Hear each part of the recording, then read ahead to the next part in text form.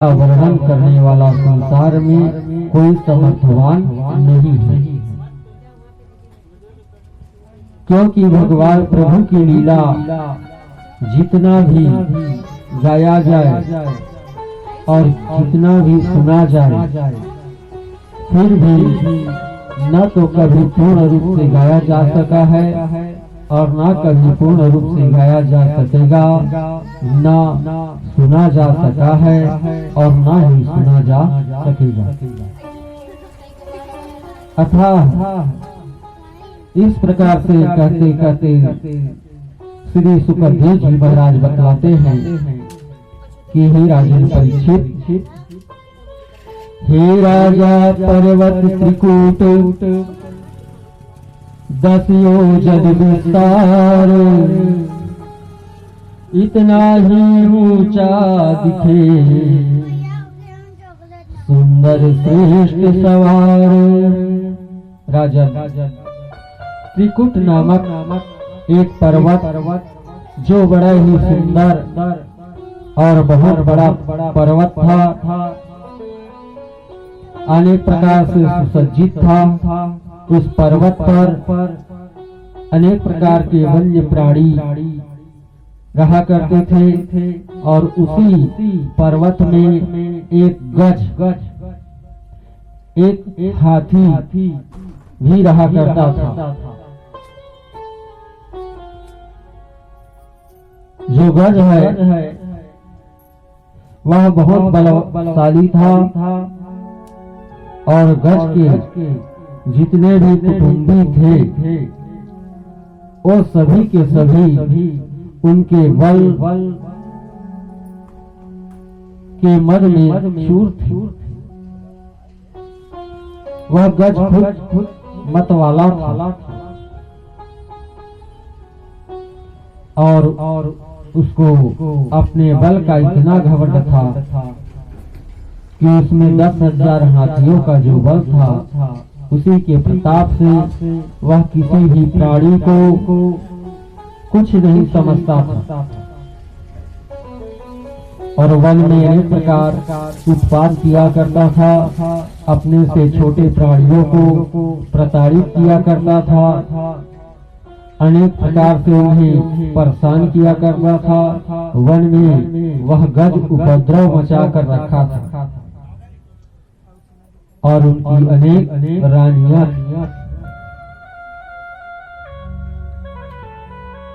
एक दिन वह गज अपने झुंड के साथ जंगल में चल रहा था। आसपास के पेड़ पौधे जो सुंदर सुंदर फूलों से लदे हुए थे, फलों से लदे हुए थे, उन्हें तोड़ते हुए जमीन पर धूल में दूषित करते हुए वह आगे बढ़ता गया।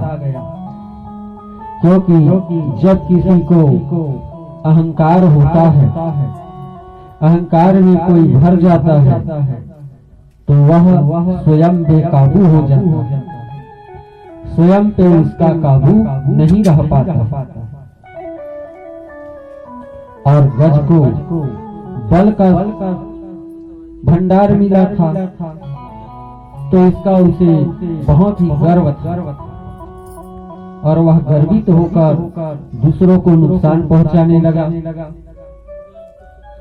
जिस प्रकार से समाज के बीच में कोई मनुष्य होता है जिसके पास अधिक धन हो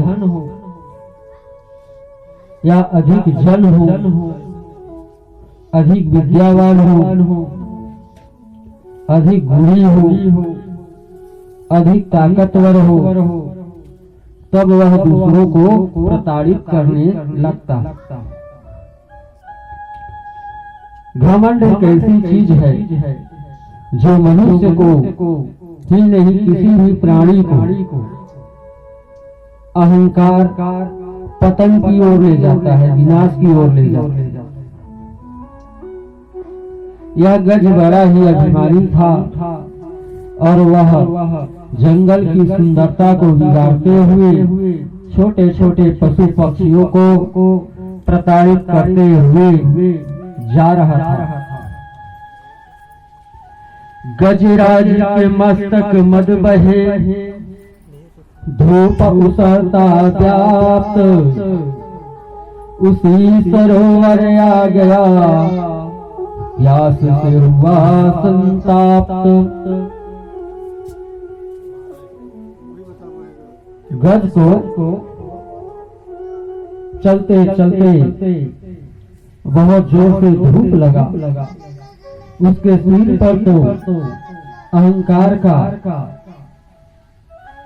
जो घमंड का गर्मी है वह छा रहा था। साथ ही सूर्य की तपन भी उसे पड़ा, गर्मी धूप लगा, जिसके कारण वह गर्मी से व्याकुल हो उठा। अब इधर उधर देखने लगा। उसके जितने भी कुटुंबी थे पीछे पीछे चल रहे थे, सब बोले कि महाराज हमको बहुत जोर से गर्मी सता रही है और प्यास भी लग रहा है, तो देखो कहीं पर जल मिल जाए तो, क्योंकि हम तो आप पर आश्रित हैं। उसी जगह पर एक बहुत सुंदर और उस सरोवर में कमल के फूल खिले हुए थे, जिस पर भौरे मंडरा रहे थे। बड़ा सुंदर था वह सरोवर। जैसे ही गज की दृष्टि उस सरोवर पर पड़ा, वह बोला यहाँ पर जल है, चलो चलो। तो सभी ने तो पहले अपना अपना प्यास बुझाया। उसके बाद क्या हुआ कि जल क्रीड़ा करने लगे, जल के अंदर वो लोग खेलने लगे, इधर उधर तैरने लगे, जिससे जल का जो शुद्धता है वह दूर हो गया, वह दूषित होने लगा। जितने कमल के फूल थे सभी को तोड़ मरोड़ करके इधर उधर कर दिया, और जितने भी गज है, गज के कुटुंबी है, वो सभी के सभी जल के अंदर अनेक प्रकार की कीड़ा कर रहे हैं, जिससे जल में रहने वाले जीव जंतु दुखी हो गए। पानी दूषित हो जाने के कारण तो जल के अंदर एक मगर था और वह सोया था। जब हाथियों का गज का शोर गुल हुआ तब वह जगा, और जग करके वह भी चला। उसे भी अपनी ताकत का अहंकार था। वह गया और जो गज का मुखिया है, जिसमें 10,000 गज की ताकत है, जिसे अपनी ताकत का अहंकार है, उसी के पैर को वह पकड़ लेता है। और जब पैर को पकड़ लेता है तब गज बोलने लगा कि मेरे पैर को कोई पकड़ लिया है। कौन पकड़ा है? तो मगर ने पकड़ लिया है। मगर का नाम सुनते ही उस गज के जितने भी कुटुंबी जल के अंदर थे सभी के सभी जल से बाहर आ जाते हैं और बाहर आकर आवाज देने लगते हैं कि गजराज महाराज आप बाहर आइए, बाहर आइए। गज बोलने लगा कि आप लोग अंदर आकर मेरा हेल्प कीजिए, मदद कीजिए, जिससे मैं जल से बाहर जा सकूं। वो लोग बोले कि महाराज थोड़ा ताकत लगाइए, आप में अपार बल है, ताकत लगाइए। तो हाथी ताकत लगाने लगा और उधर मगर भी ताकत लगाने लगा। तो कभी कभी हाथी जल के ऊपर आता तो गज उसे पकड़कर नीचे ले जाता। हाथी थलचर है और मगर जलचर है। जल के अंदर मगर का ताकत बढ़ जाता है, जिस तरह से पृथ्वी पर आने से हाथी का जो गज का ताकत है वो बढ़ जाता है। दोनों के दोनों जोर लगाने लगे। कुटुंबी जन आसपास में सरोवर की झुंड लगा करके चिल्लाने लगे, बचिए, थोड़ा बाहर आइए, थोड़ा ताकत लगाइए। क्योंकि जब कोई मनुष्य सक्षम हैं, तब ये कुटुंब परिवार के लोग उसके आसपास झूमे रहते हैं।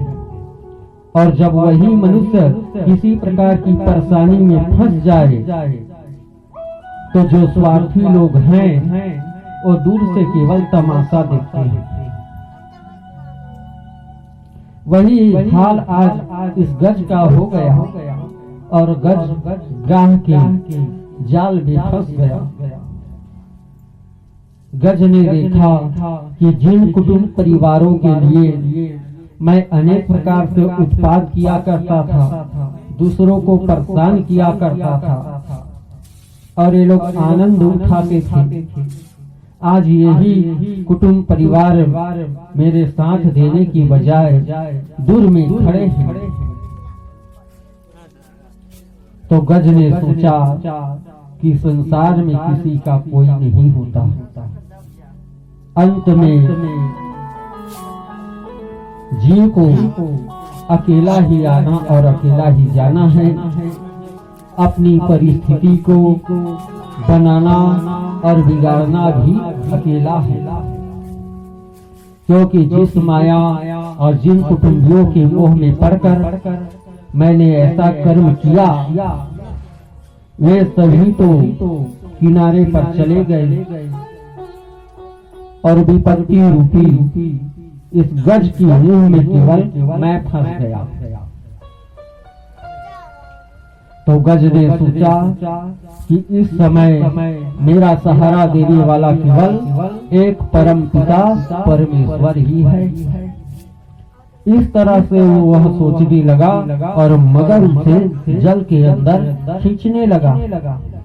खींचते खींचते उसका पूरा सिर जो है जल के अंदर चला गया। बच गया केवल गज का सूंड और वह इधर उधर अपनी सूंड को हिलाने लगा और हिलाते हिलाते उसकी सूंड पर कमल की एक फूल लग गया। उस फूल को लेकर वह भगवान को पुकारने लगा।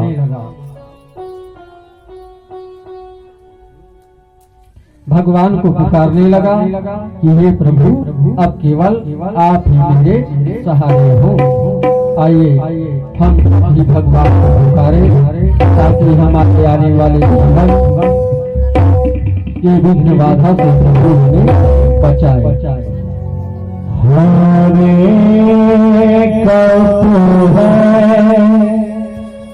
सहारा सागरे हमने भी तुमको पुकारा सागरे।